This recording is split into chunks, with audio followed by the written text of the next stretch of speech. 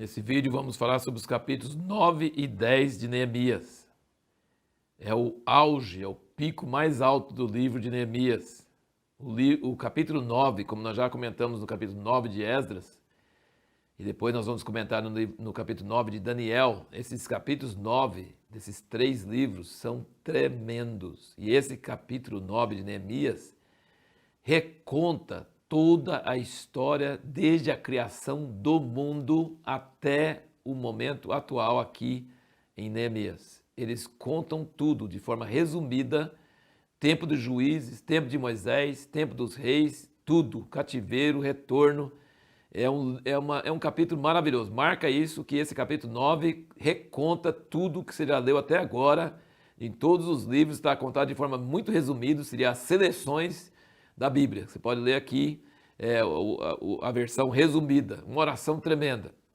E isso foi feito no dia 24 do mês sétimo. No dia 1º leram o livro da lei, o pessoal chorou, depois se alegrou, depois celebraram a festa de tabernáculos, porque descobriram na lei que estava escrito que devia morar em cabanas, e aí liam a palavra todo dia. Aí quando terminam os 7 dias da festa de tabernáculos, logo depois, eles reúnem no dia 24, vestido de saco com terra sobre a cabeça, jejum, se apartaram dos estrangeiros, leram no livro da lei uma quarta parte do dia, outra quarta parte fizeram confissão e depois fizeram essa oração tremenda que tem aqui, uma oração que não dá para a gente descrever aqui, mas que você lendo é uma oração maravilhosa, tremenda. Só que veja bem que coisa interessante, eles leram a lei no dia 1º do sétimo mês, que é o dia das festas das trombetas. No dia 10 tem o dia da expiação, mas não há menção nenhuma disso aqui. E no dia 15, e por 7 dias, celebrar a festa dos tabernáculos, tudo certinho. No dia 10, que é o dia da expiação, é que devia ter esse arrependimento, essa coisa toda, eles não fizeram. Não sei porquê, talvez eles não tinham lido ainda, não sei o quê. Mas depois que terminou a festa dos tabernáculos, aí eles vêm aqui para essa fase de arrependimento, que seria a coisa certa a fazer no dia 10, que é o dia da expiação. Mas é assim, de qualquer forma, é uma coisa tremenda. Jejum, pano de saco, terra na cabeça, arrependimento, confissão dos pecados, tudo como se fosse do dia da expiação.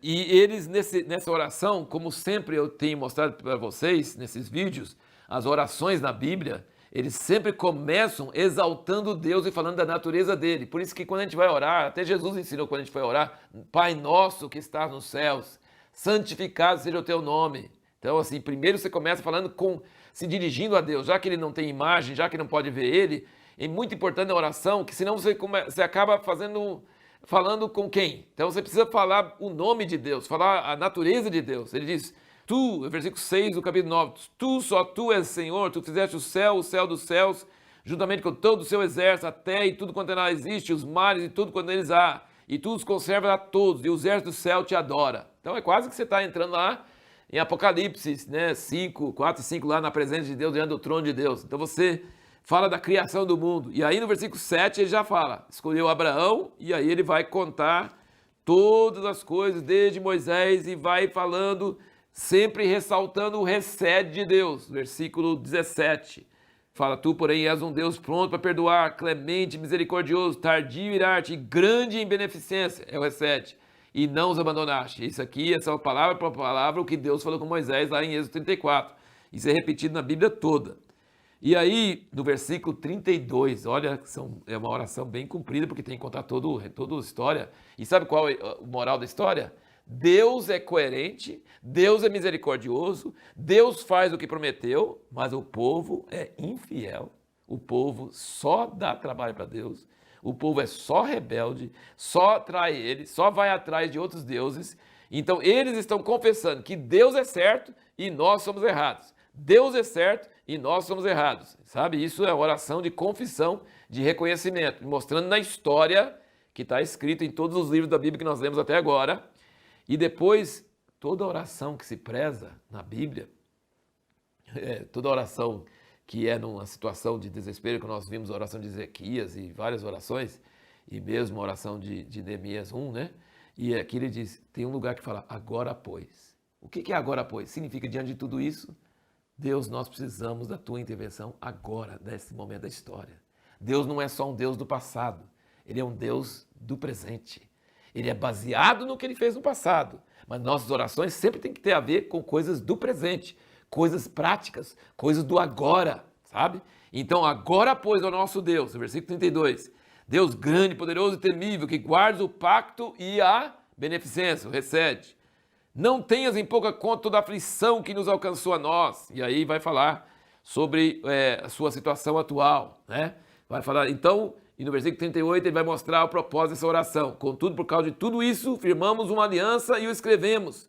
E serão nos nossos príncipes, nossos levitas, nossos sacerdotes. Então essa oração, na verdade, agora pois ele está dizendo, Deus, nós estamos castigados, nós estamos aqui sofrendo, e com razão, o Senhor tem razão, e nós estamos aqui na terra, mas servindo outros reis, e pagando imposto, e escravo desses reis, e o Senhor tem razão, mas tenha misericórdia de nós, e nós vamos fazer uma aliança com o Senhor. Aí o capítulo 10, eles fazem uma aliança escrita, e aí assinam os nomes, e nessa aliança tem coisas que não tem na lei de Moisés. Tem o que Neemias é um cara muito prático, então ele fala sobre guardar os sábados, sobre cumprir toda a lei de Moisés em todos os detalhes, sobre não casar com o povo da terra, e ele fala sobre como vão sustentar, como vai sustentar os sacerdotes, levitas e cantores, como vai ter dinheiro para comprar os pães da proposição e fazer as ofertas cereais, a lenha, até a lenha, trazer os primogênitos. Olha, é muito interessante você ler esse capítulo 10, você vai ver como